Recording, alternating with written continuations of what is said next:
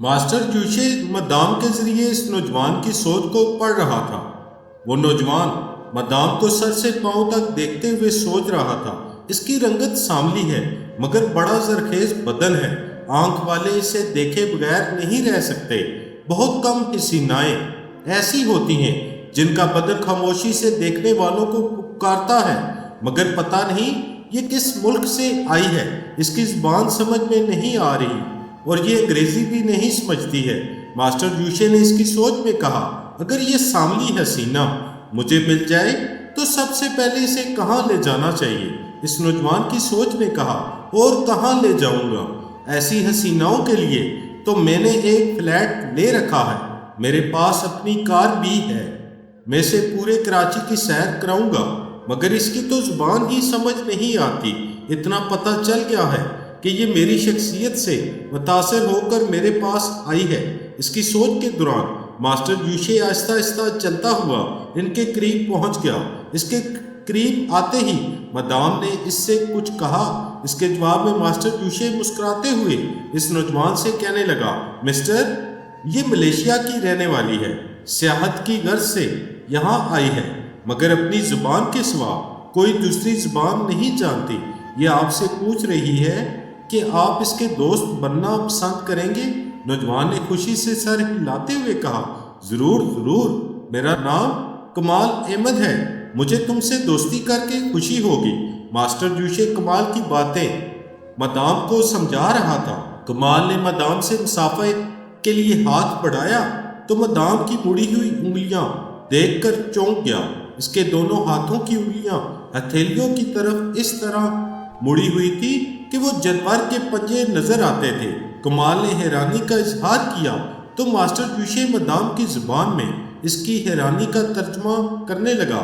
پھر اس نے مدام کا جواب سنایا، یہ کہتی ہے کہ بچپن میں اسے کوئی بیماری ہو گئی تھی، اس بیماری کے دوران یہ انگلیاں آپ ہی آپ مڑ گئی تھی، اس کے بعد سیدھی نہ ہو سکی۔ پھر ماسٹر جوشے نے نوجوان کی طرف گھوم کر اور میری خیز انداز میں ایک آنکھ دبا کر مسکراتے ہوئے کہا، مسٹر کمال، ان انگلیوں کو نظر انداز کر دیا جائے تو پھر اس میں کوئی عیب نظر نہیں آتا۔ یہ سر سے پاؤں تک پٹاخہ ہے۔ مجھے مشرق کا سانولا حسن پسند ہے۔ میں صاف گوئی کا عادی ہوں۔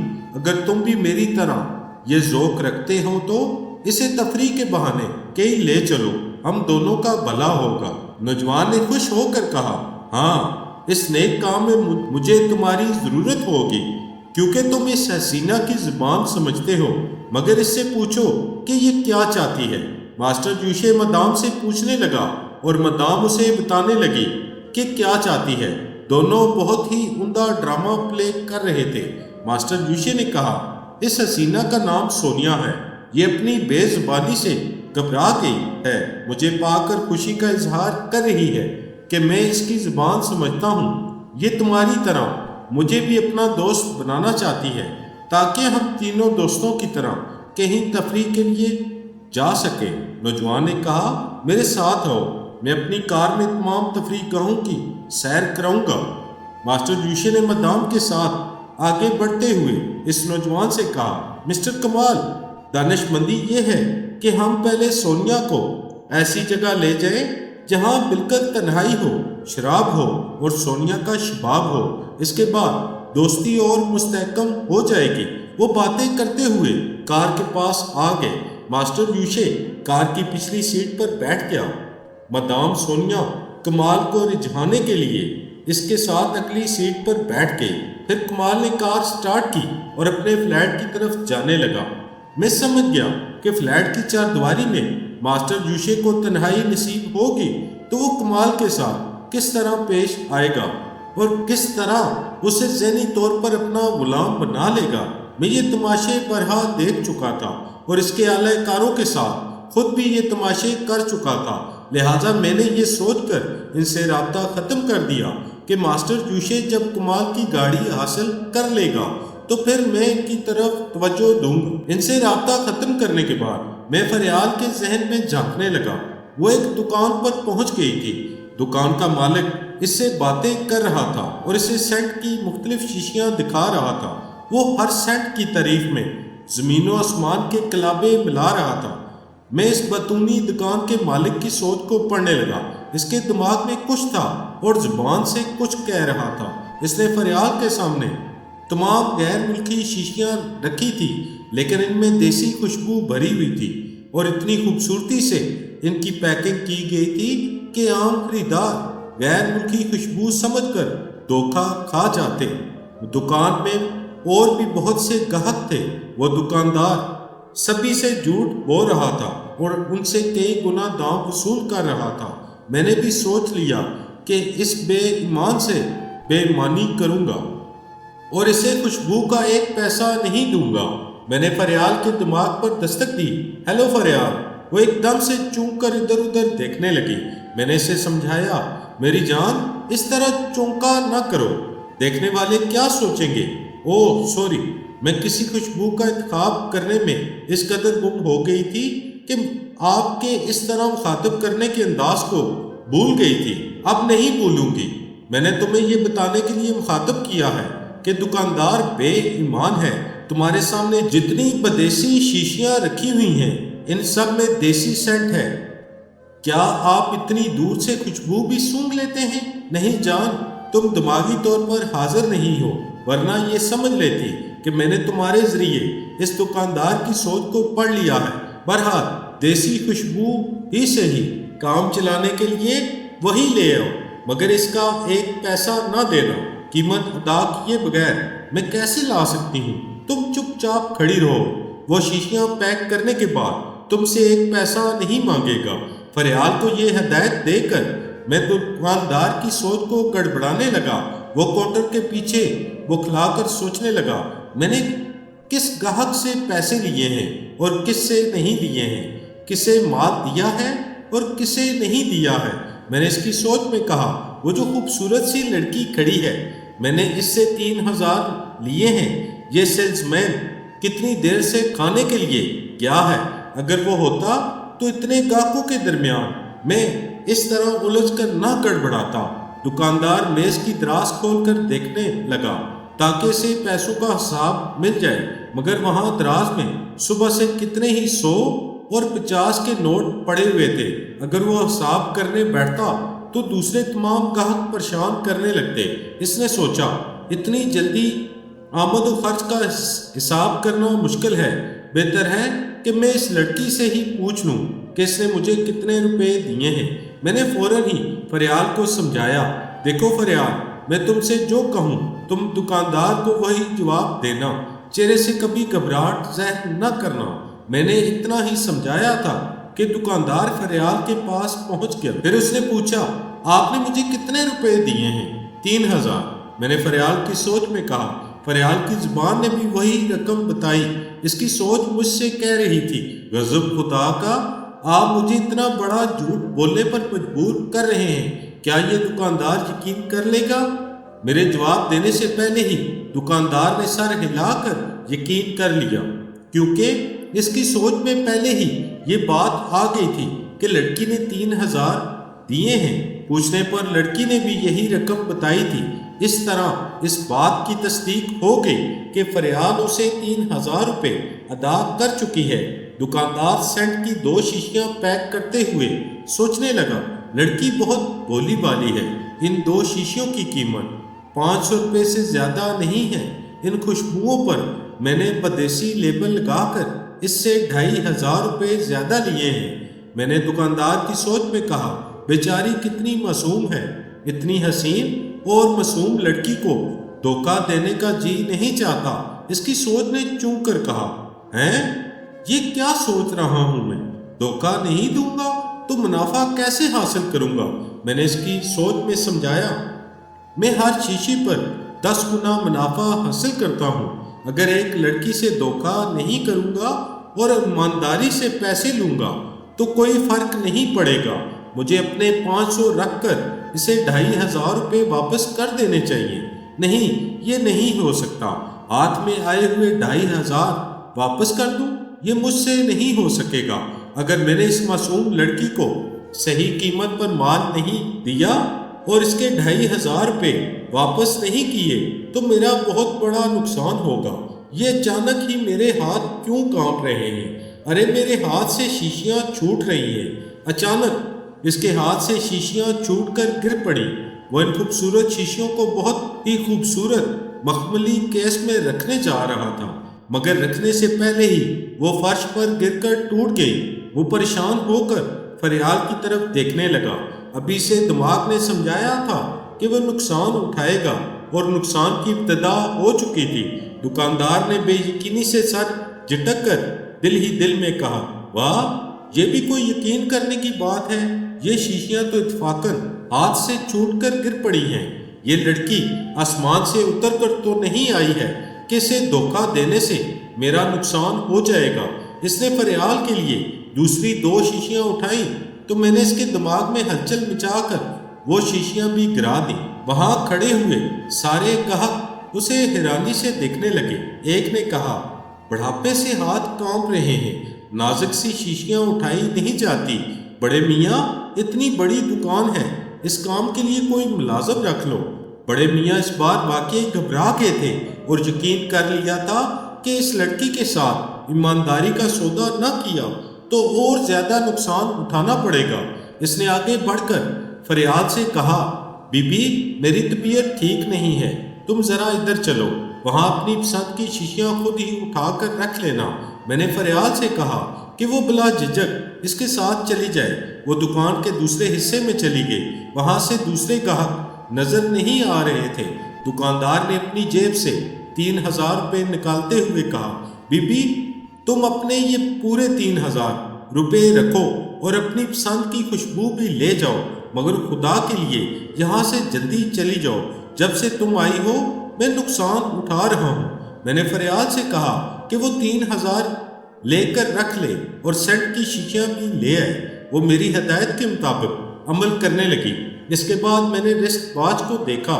ماسٹر جوشی اور مدام کو کمال احمد کے ساتھ گھے ہوئے آدھا گھنٹہ گزر چکا تھا۔ میں نے ماسٹر جوشی کے ذہن میں جھانک کر دیکھا تو پتہ چلا کہ وہ کمال احمد کے فلیٹ میں پہنچ گئے ہیں۔ وہاں کمال نے ان کے لیے وسکی مہیا کی تھی اور ماسٹر جوشی اس کی دی ہوئی وسکی کا مزہ چکھتا ہوا اسے دوستی کا مزہ چکھا رہا تھا۔ یعنی کمال احمد کے ذہن میں ہلچل مچانی شروع کر دی تھی۔ کمال احمد کا برا حال تھا۔ اسے ذرا سی سوچنے کی مہلت ملتی کہ وہ آخر ایسی الٹی سیدھی حرکتیں کیوں کر رہا ہے، مگر اس کے سمجھنے سے پہلے ہی ماسٹر جوشی اسے پھر پاگل پن پر مجبور کر دیتا تھا۔ کبھی وہ فرش پر لیٹ جاتا تھا، کبھی اکڑوں بیٹھ کر مرغے کی طرح بانگ دیتا تھا، کبھی مدام کے پاس بیٹھ کر اس کے پیروں کو چومنے لگتا تھا۔ کمال اپنی آنکھوں سے دیکھ رہا تھا کہ وہ کیا کر رہا ہے، مگر اس کی سمجھ میں نہیں آ رہا تھا کہ وہ کیوں ایسا کر رہا ہے۔ اس کا مزاج ایسا تھا کہ وہ کسی عورت کے قدموں میں بیٹھنے کو اپنی توہین سمجھتا تھا، کجا یہ کہ ان قدموں کو چوم رہا تھا۔ وہ بیچارہ مجبور تھا، وہ جسمانی طور پر زندہ تھا مگر اس کا دماغ مردہ ہو چکا تھا اور اس کی جگہ ماسٹر جوشی کا دماغ آ گیا تھا۔ جو ماسٹر کا دماغ کہہ رہا تھا اسی کے مطابق کمال احمد کا جسم حرکتیں کر رہا تھا۔ پھر ماسٹر جوشی نے اسے ذرا ڈھیل دے دی۔ وہ فرش پر بیٹھ کر اپنا سر سہلاتے ہوئے سوچنے لگا، اب تک میں کیا کر رہا تھا؟ کیا میں پاگل ہو گیا تھا؟ یہ کیسا پاگل پن تھا کہ جس عورت کو اپنے قدموں میں جھکانا چاہتا تھا اسی کے قدموں کو چوم رہا تھا۔ لعنت ہے مجھ پر۔ وہ غصے سے مدام سونیا کو دیکھنے لگا۔ ماسٹر جوشی نے کہکا لگاتے ہوئے کہا، مسٹر کمال، میں انسان کے دماغ پر بیٹھ کر حکومت کرتا ہوں۔ اب تک میں ہی تمہیں اس طرح ناچ نچا رہا تھا، بولو پھر نچاؤں؟ کمال احمد نے گھبرا کر اسے دیکھتے ہوئے کہا، تم کون ہو؟ کیا بلا ہو؟ شاید تم کالا جادو جانتے ہو؟ نہیں، سفید جادو جانتا ہوں، جسے ٹیلی پیتھی کہتے ہیں۔ او! کمال کا منہ حیرت سے کھل گیا اور وہ سہمی ہوئی نظروں سے ماسٹر جوشی کو دیکھنے لگا۔ ماسٹر جوشی نے ہنستے ہوئے کہا، دیکھو، اب تم میرے قدموں میں آؤ گے اور اپنا رومال نکال کر میرے جوتے صاف کرو گے۔ نہیں، میں ایسا نہیں کر سکتا، اس نے چینک کر کہا۔ تو اچانک ہی اس کے ذہن کو ایک جھٹکا سا لگا اور وہ پیچھے کی طرف گر پڑا۔ ماسٹر جوشی نے اس کی سوچ کی بھاگ دوڑ سنبھال لی تھی۔ اب پھر मास्टर जूशे की सोच कमाल की अपनी सोच बन गई थी। इस सोच के मुताबिक वो मास्टर जूशे के कदमों में आ गया था और जेब से रुमाल निकालकर इसके जूते साफ कर रहा था। जूते साफ करने के दौरान मास्टर जूशे ने फिर डील दे दी थी। वो होश में आते ही एकदम से उछलकर मास्टर जूशे के कदमों से दूर हो गया और बड़ी हैरानी और परेशानी से अपने हाथ में पकड़े हुए रुमाल को देखने लगा जिससे वो अपना मुंह साफ करता था। इससे एक शैतान के जूते साफ कर रहा था। इसने गुस्से से चीख कर कहा, शैतान के बच्चे, ये तुम मेरे साथ क्या कर रहे हो? मैं तुम्हें दोस्त बनाकर यहाँ लाया हूँ और तुम दुश्मनी कर रहे हो। आखिर मैंने तुम्हारा क्या बिगाड़ा है? मास्टर जूशे ने हंसते हुए कहा, मैं तुमसे दुश्मनी नहीं कर रहा हूँ बल्कि अपने कमालात दिखाकर तुम्हें ये समझा रहा हूँ कि तुम दिमागी तौर पर मेरे गुलाम बन चुके हो। अब तुम मेरा हुक्म मानोगे। बोलो, क्या कहते हो? गुलाम बनकर रहोगे या हुक्म अदूली करोगे? इसने परेशान होकर पूछा, तुम मुझे गुलाम क्यों बनाना चाहते हो? क्या इरादा है तुम्हारा? इरादा नेक है। मुझे इस अजनबी मुल्क में तुम्हारे जैसे एक आलाकार की ज़रूरत है। तुम अपनी गाड़ी मुझे इस्तेमाल के लिए दोगे और मेरे लिए इस मुल्क की करेंसी मुहैया करोगे। ये काम तो मैं दोस्त बनकर भी कर सकता हूँ। नहीं, जिसे मैं गुलाम बना सकता हूँ उसे दोस्त नहीं बनाता। वैसे भी तुम दोस्त बनकर अपने मुल्क के खिलाफ या अपने मुल्क वालों के खिलाफ मेरा कोई हुक्म नहीं मानोगे। इससे पहले कि तुम इनकार करो, मैंने तुम्हारे सामने चंद नमूने पेश कर दिए हैं। हुक्म अदूली की सूरत में मैं तुम्हें इससे भी ज्यादा जलील करूंगा। अभी तुमने सोनिया के कदमों को चूमा है। अगर गुलाम बनने से इनकार करोगे तो मैं तुम्हें इसके तलवे चाटने पर मजबूर कर दूंगा। इसने घबरा कर इनकार में सर हिलाते हुए कहा, नहीं नहीं, मेरे दिमाग से इस तरह ना खेलो। एक औरत के सामने मुझे इस कदर जलील न करो। मैं तुम्हारे हर हुक्म की तामील करूंगा। शाबाश, अब उठो और मेरे सामने कुर्सी पर बैठकर विस्की पियो। हम बज़ाहिर दोस्तों की तरह रहेंगे ताकि दूसरों को ये शुबा ना हो कि मैंने तुम्हें नाजायज काम के लिए मजबूर करता हूँ। कमाल अहमद अपनी जगह से उठकर कुर्सी पर बैठते हुए सोचने लगा, सूर के बच्चे, अभी तो मुझे गुलाम बना ले। मुझे मौका मिला तो मैं तुझे कुत्ते की मौत मारूंगा। बेचारा ये सोचते वक्त गुस्से की हालत में ये भूल गया था कि वो टेलीपैथी जानने वाला शैतान इसकी सोच को पढ़ रहा है। अचानक ही इसके जहन को फिर एक झटका लगा। वो कुर्सी समेत पीछे की तरफ उलट गया। अब वो दिमाग से खाली हो गया था। उसने मास्टर जूशे को कुत्ते की मौत मारने के लिए सोचा था, लिहाजा इसकी सोच कुत्ते की तरह भौंकने लगी। इसी के मुताबिक वो फर्श पर हाथ पांव टेक कर कुत्ते की तरह भौंक रहा था। Boom boom boom. मास्टर जूशे ने फिर इसके जहन को आज़ाद कर दिया। वो भौंकते भौंकते एकदम खामोश हो गया और अपने आप को देखने लगा कि वो फर्श पर हाथ पांव टेक कर क्या कर रहा है। मास्टर जूशे ने हकारत से देखा, देखो, इस वक्त तुम एक कुत्ते हो। मुझे मारने की बजाय तुम खुद एक कुत्ते की तरह मरोगे। बेवकूफ, तुम्हें इतनी अक्ल नहीं है कि तुम्हारे दिमाग को कंट्रोल करने वाला तुम्हारी एक एक सोच को पढ़ सकता है। कमाल अब पूरी तरह दहशत ज़दा हो गया था और मास्टर जूशे को ऐसे देख रहा था जैसे शैतान इंसान के रूप में है इसके सामने आकर बैठ गया हो। वो फौरन ही हाथ जोड़कर माफ़ी मांगने लगा, मुझे माफ़ कर दो। अब मैं अच्छी तरह समझ गया हूँ कि अपने दिमाग के अंदर छुप कर भी तुम्हारे खिलाफ कोई साजिश नहीं कर सकूंगा। तुम माफ़ी ना मांगो तब भी मैं तुम्हें माफ़ कर दूंगा, क्योंकि तुम्हारे पाँव में मेरी सोच की जंजीर है जिसे तुम कभी नहीं तोड़ सकोगे। मास्टर जूशे उसे समझा रहा था कि कमाल इसके खिलाफ सोचकर किस तरह नुकसान उठा सकता है। मुझे अचानक ही सईद अहमद का ख्याल आया। मास्टर जूशे उनकी तरफ से गाफिल था, यानी उसे इत्मीनान था कि सईद अहमद ने इसके खिलाफ कोई कानूनी चाराजोई की तो वो बहुत ज़्यादा नुकसान उठाएंगे। मैंने मौका पाकर इनके जहन पर दस्तक दी। हेलो सईद साहब, मैं फरहाद बोल रहा हूँ। वो अस्पताल के एक बिस्तर पर पड़े हुए थे। मैंने सोच के जरिए ने मुखातब किया। पहले तो वो चूंके, फिर खुश हुए कि एक तवील गैर हाजिरी के बाद मैं इन्हें मुखातब कर रहा हूँ, लेकिन अचानक ही इनकी खुशी मादूम हो गई। انہوں نے نفرت سے کہا، ماسٹر جوشے، تم فرہاد بن کر پھر مجھے بیوقوف بنا رہے ہو۔ میں تو مجبوراً تمہارا اعلی کار بن چکا ہوں، میں تمہارے خلاف کچھ سوچ بھی نہیں سکتا، اور تم فرہاد بن کر یہ معلوم کرنا چاہتے ہو کہ میں تمہارے خلاف کوئی سازش کر سکتا ہوں یا نہیں۔ میں نے انہیں یقین دلانے کی کوشش کی، سید صاحب آپ غلط سمجھ رہے ہیں، میں واقعی فرہاد بول رہا ہوں۔ یقین نہ ہو تو میں آپ کے اور سمر کے درمیان ہونے والی پرائیویٹ گفتگو کا کچھ حصہ ثبوت کے طور پر سنا سکتا ہوں۔ سعید احمد نے بے بسی سے ہنستے ہوئے کہا، ماسٹر شیطان، میں یہاں زخمی حالت میں بستر پر پڑا ہوا زیادہ تر سمر کے متعلق سوچتا ہوں اور اس کی تمام باتیں یاد کرتا ہوں۔ تم میری سوچ کو پڑھتے رہتے ہو، اسی لیے ہماری پرائیویٹ باتیں بھی بتا سکتے ہو۔ میں بیوقوف نہیں بن سکتا، تم ماسٹر جوشے ہو، لہٰذا فرہاد بن کر گفتگو نہ کرو۔ ان کی باتیں سن کر مجھے بڑا دکھ ہوا کہ اب میں ایک بہترین مخلص دوست سے سوچ کے ذریعے بھی گفتگو نہیں کر سکتا۔ وہ بیماری کی حالت میں بستر پر پڑے ہوئے نہ جانے کیا کچھ سوچ چکے تھے۔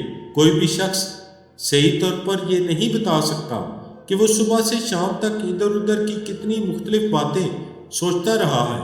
سعید احمد بھی یہ نہیں بتا سکتے تھے کہ انہوں نے کیا کچھ سوچا ہوگا اور ماسٹر جوشے نے کیا کچھ پڑھ لیا ہوگا۔ اگر میں ان سے ثبوت کے طور پر ان کی کوئی خاص بات بیان کرتا تو وہ وہی سمجھتے کہ ماسٹر شیطان نے وہ بات ان کی سوچ کے ذریعے پڑھ لی ہے۔ میں مجبور تھا، سعید احمد کو یقین نہیں دلا سکتا تھا کہ اس وقت میں ہی ان کے دماغ میں موجود ہوں۔ مجبور ہو کر میں نے سوچا، چلو اچھا ہے، سعید احمد کو اسی طرح محتاط رہنا چاہیے۔ میں نے یہی سمجھانا چاہتا تھا کہ وہ ماسٹر جوشے کو غافل سمجھ کر اس کے خلاف کوئی قدم نہ اٹھائے، ورنہ وہ شیطان انہیں عبرتناک سزا دینے کے لیے سمر کو اس حد تک پاگل بنا دے گا کہ وہ اپنے کپڑے پھاڑ کر شرح عام پر آ جائے گی۔ مجھے یہ سمجھانے کی ضرورت نہیں پڑی، وہ خود ہی سمجھدار تھے۔